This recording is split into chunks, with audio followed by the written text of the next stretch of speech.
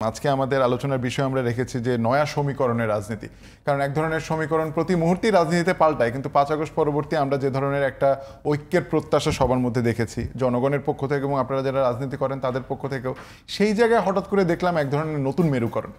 একদল সরাসরি রাজপথে চলে গেলেন, আপনারা এখনো যাননি, কিন্তু আপনারাও আপনাদের দলের বিভিন্ন বক্তব্যে এসছে যে আসলে রাজনৈতিক যে কোনো কর্মসূচি আপনারা রাজনৈতিকভাবেই মোকাবেলা করতে চান। তো এই যে নয়া মেরুকরণ, এটিকে আপনি কিভাবে দেখছেন? মানে এই হঠাৎ করে রাজপথে চলে যাওয়া যখন নির্বাচনের বাকি আর মাত্র কয়েক মাস। ধন্যবাদ আপনাকে। এটা একটা মানে নির্বাচনের অংশ। সেটা হচ্ছে যে আপনার যারা এখন মানে মাঠে আন্দোলন গড়ানোর কথা বলছেন, আমার ধারণা সেটা হচ্ছে যে সামনে যে নির্বাচন, সেই নির্বাচনের একমাত্র মার্কা নিয়েই তো কথা বলতে হবে। তো মার্কা নিয়ে কথা বলার আগে যদি ওই যেটা বলে এটা অ্যাপেটাইজার, খাওয়ার আগে একটু যদি রুচিবর্ধক কিছু করা যায়, তো আমার যেটা ধারণা সেটা হচ্ছে যারা এখন এই যে নানা ধরনের দফা দাবি নিত্য নতুন যে কথাগুলো বলছেন, এগুলো আসলে খুব মনের কথা বলে আমি মনে করি না। কারণ তারা খুব ভালো করেই জানেন যে এটা বর্তমান সংবিধানের আলোকে এটা সঙ্গত না, এটা সম্ভব নাও।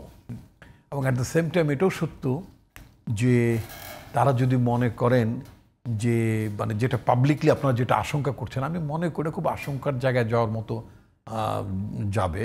কারণ আমি আজকেই মানে আমার পত্রিকা অফিসে আমার একজন কর্মীর কাছে জানতে পারলাম, সেটা হচ্ছে যে তিনি যে এলাকায় থাকেন সেখানে আপনার এই যারা মাঠে আছেন, আমি কারো নাম উল্লেখ করতে চাই না, মানে আন্দোলনের কথা যারা বলছেন তাদের একটি দল বাড়িতে বাড়িতে যাচ্ছেন, বোরকা পরে মেয়ে ভোটারদের কাছে যাচ্ছেন, কথা বলছেন এবং তাদের ওই এলাকার প্রার্থীর কাগজপত্র বিলি করছেন। যদি ওই নির্দিষ্ট এলাকার প্রার্থীর যদি কাগজ বিতরণ করেন, তাই না, তাহলে তো ওটার মধ্যে তো আর পিয়ার নাই। ওখানে তো আসলে মানে স্বাভাবিক নির্বাচন, সচরাচর যে পদ্ধতি নির্বাচন, সেই নির্বাচনের বিষয়টি তা আগাচ্ছেন। মূলত কার্যক্রমটা ভেতরে ভেতরে তাদের পুরোটাই স্বাভাবিক নির্বাচনের পক্ষে। আর যেটা দাবি তুলছেন, দাবিটা তুলে এটা যেটা চাচ্ছেন, আমার যেটা ধারণা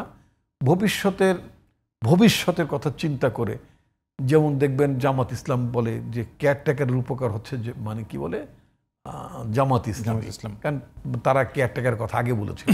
তারা ধরে নিচ্ছেন যদি কোনো কালে যদি কখনো এই দেশে যদি যে কোনো পদ্ধতিতে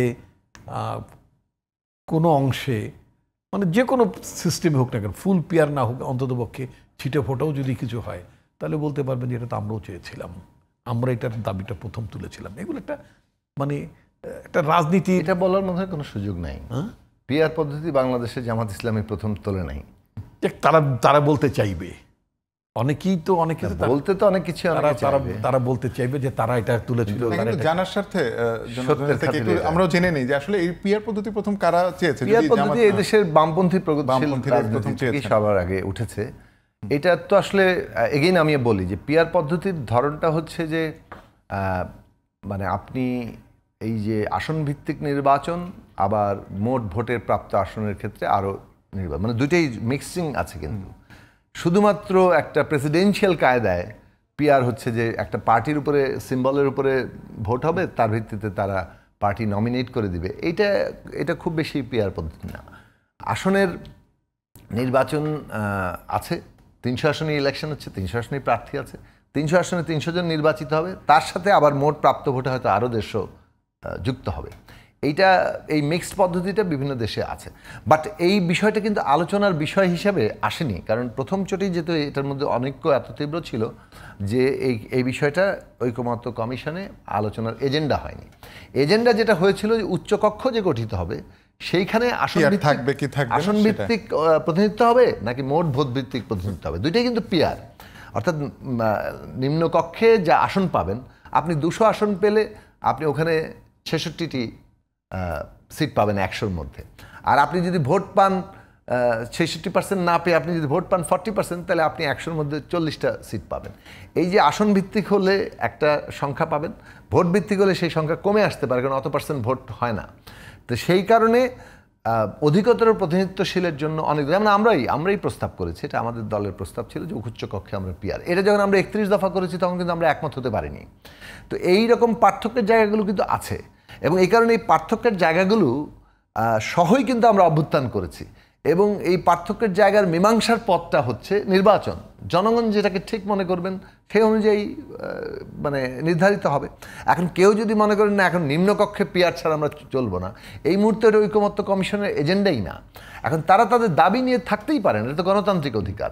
তারা ওই যে বললাম যে আগাম নির্বাচনী জনমত সৃষ্টি করা, সেটাও তারা করতে পারেন, কিন্তু এইটা যাতে কোনো সংঘাতের রূপ না নেয় এবং নির্বাচনকে কোনোভাবে ব্যাহত না করে, এর সুযোগ নিয়ে যাতে কেউ নির্বাচনকে মানে থামিয়ে দিতে না পারে, সেইটা সকলের জন্য একটা ভয়ঙ্কর বিপদের খাদ হবে। আসাদুজ্জামান রিপন, কি আপনারা কি কোনোভাবে মনে করেন যে পিআরকে ঘিরে, আপনি বলছিলেন যে এটা রাজনীতির এক ধরনের অংশ এবং ভোট নির্ভর, কিন্তু আপনারা আসলে সত্যিকার অর্থে কোনো আশঙ্কা দেখেন কি? না, একদমই দেখেন না। কারণ হচ্ছে যে এটা একেবারে একটা সংবিধান বহির্ভূত বিষয়। আমাদের জনগণের কাছে এটা কোনো ধারণা, আমাদের জনগণ এটা, আমরা সবাই তো ইন দ্য নেম অফ মানে পিপুলই আমরা কথা বলি। বাংলাদেশের জনগণ বাস্তবতা হচ্ছে তার একটা নির্বাচনী এলাকাতে যেভাবে তারা দেখে আসছে, একটা লোককে যদি মন্দ লোক হিসেবে জেনে থাকে তাহলে সেটারও তার ভোটের প্রতিক্রিয়া একরকম, আর যদি ভালো লোক হিসেবে জেনে থাকে তাহলে সেটার একটা ইতিবাচক প্রতিক্রিয়াও সেরকম। এদেশের জনগণ তারা চান যে তার প্রার্থী কে হবেন, তার কথাটা কে রেইজ করবেন। এটা কোনো অ্যাবস্ট্রাক্ট কিছু না, সোজা কথা। এটা এমন না যে যেমন ভারতে আছে, ওটা তো আমাদের দেশের মতোই নির্বাচন হয়। একটা রাজনৈতিক দল মনে করে কি যে তার ভোটে জিততে হবে, তার আসন পেতে হবে, ভালো ইমেজের লোক লাগবে। আপনি দেখবেন পশ্চিমবঙ্গে তৃণমূল কংগ্রেস যাকে মনোনয়ন দিয়েছে একজন বিহারীবাবুকে, শত্রুঘ্ন সিনহা, এক সময় মানে 70 দশকের খুব জাদ্রেল অভিনেতা মানে হিরো, তো শত্রুঘ্ন সিনহাকে এনে পশ্চিমবঙ্গের মানে ভোটে দাঁড় করিয়ে দিয়েছে মমতা ব্যানার্জি। তো এটা একটা বিষয়।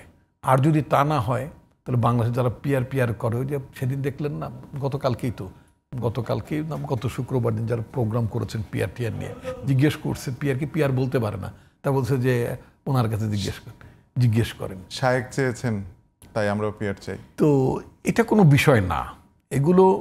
এগুলো একটা জটিলতা তৈরি করা, এবং তারা নিজেরাও বুঝছেন না যে এই জটিলতার পরিণাম কি হতে পারে। এটার সাফারিংস আল্লাহ না করুক, যদি এটার কোনো কারণে যদি পতিত স্বৈরাচার কোনো কারণে যদি একটা স্পেস পাওয়ার ক্ষেত্র তাদের মুরব্বীরা করে দেয়, তাহলে এটার পরিণতি কি হবে, কত ভয়াবহ হবে, সেটা অন্যদের মাথায় রাখা উচিত। এখন তো টকশোতে এসে কথা বলছি, আগেও বলতাম, এবং কোনো সময় ছাড় দিয়ে তো কথা বলি নেই। তো আমাদের তো মোটামুটি একটা ঝুঁকি নেওয়ার মানে অভ্যাস আছে, ব্যাকগ্রাউন্ড আছে, অভিজ্ঞতাও আছে, সবই আছে। কিন্তু যারা এটা বুঝে শুনে করলে আমার মনে হয় স্লোগানের ভাষা, বক্তব্যের ভাষা এরকম হতো না। আমার মনে হয় না যে এটা খুব বুঝে শুনে করছেন, এবং এটার কনসিকুয়েন্স কোন জায়গায় যেতে পারে।